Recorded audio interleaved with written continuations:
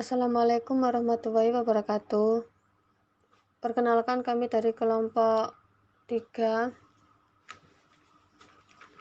yang beranggotakan 1 Mbak Maya Dwi Lestari, yang kedua ada Mbak Nurul Vidya Fortuna, yang ketiga ada Mbak Vika Ristiana Nurdianti, yang keempat ada Mas Aditya Irawan. Yang dimana yang pertama akan saya jelaskan tentang jenis lingkungan eksternal perusahaan, yaitu suatu proses yang dilakukan oleh perencanaan strategi untuk memantau sektor lingkungan dalam menentukan peluang dan ancaman bagi perusahaan.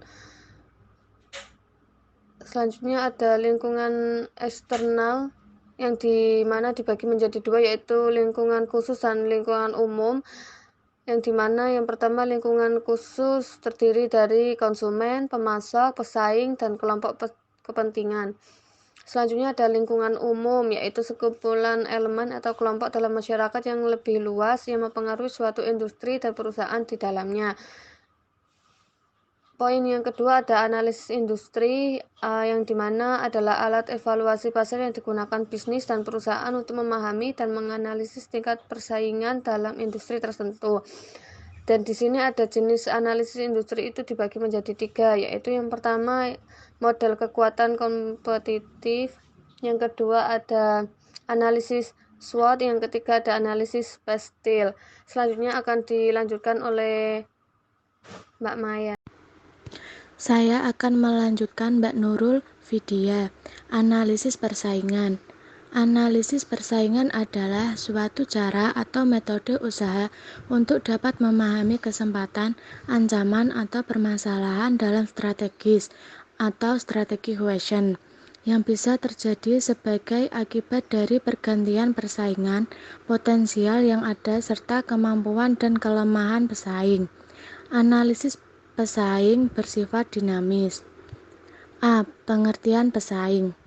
Pesaing adalah perusahaan atau pengusaha yang memproduksi atau menjual barang atau jasa yang sama atau mirip dengan produk yang kita tawarkan kepada pelanggan.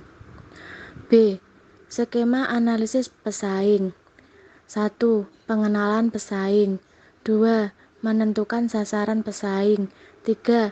Pengenalan strategi pesaing. 4. Analisis kemampuan dan kelemahan pesaing. 5. Pengenalan akibat pesaing. 6. Strategi menjumpai pesaing. Dan selanjutnya akan dilanjutkan dengan Mas Aditya. Baik, saya akan meneruskan Mbak Maya. Kondisi eksternal, peluang dan tantangan. Opportunity atau peluang merupakan suatu kondisi yang terjadi di luar perusahaan. Peluang tersebut dapat dimanfaatkan oleh organisasi dalam mewujudkan tujuannya.